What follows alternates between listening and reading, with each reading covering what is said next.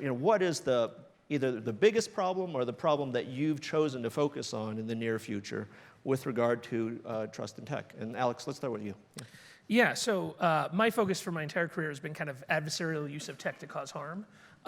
Traditionally, that's a long set of words, meaning meaning bad guys doing bad things with computers. Yeah, and so bad guys doing bad things with computers used to be kind of constrained to this traditional hacker mindset, breaking into computers, stealing information, and such. And now what we're dealing with is a much broader set of kind of human harms, of bad things that have all happened in the real world, but that are made easier, that happen at larger scale, that are perhaps harder to find bad guys when done online. Okay. Can I take a second to respond to Dr. Wu? I would love that. I got, I felt like I should get there. Because your old job. My old job, I was the chief security officer at Facebook during the Russian investigation. I ran the investigation into Russian interference in 2016. I actually agree with Dr. Wu that there's not enough competition in Silicon Valley. If you look at the 101 freeway in Silicon Valley, it is lined by the bleached skulls of the companies that have come before, right? Like Facebook famously is actually on the Sun campus.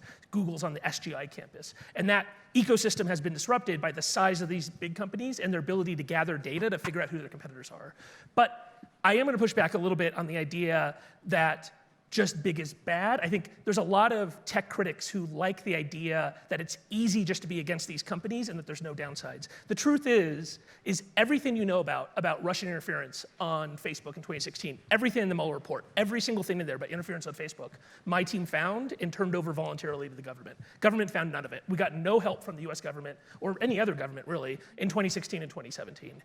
Some of that changed with 2018. And so we have a massive data sampling issue in that we don't actually know what the Russians did in 2016 because the 1,000 other user-generated content sites, the small companies, don't have ex-NSA Russian-speaking counterintelligence analysts, like the team I built, going and looking for this stuff. And so it's the same thing with Google and Twitter. So we know about Facebook, Google, and Twitter. We don't know about Reddit and Pinterest and 4chan and 8chan and Gab and Vote and the New York Times comment section and everything else because they don't have professionals looking at it. And so there is a cost to breaking up the companies. There is a true issue here. I don't think that's a reason not to break them up. I think that's a reason to create structures by which a company that is the size of Instagram, a standalone Instagram, has the support necessary to do the right thing. But that is a much more complicated trade-off than just the idea that the big companies are bad. The truth is Facebook has done more than pretty much any other company or organization in the ecosystem, including the government, and especially including the mass media.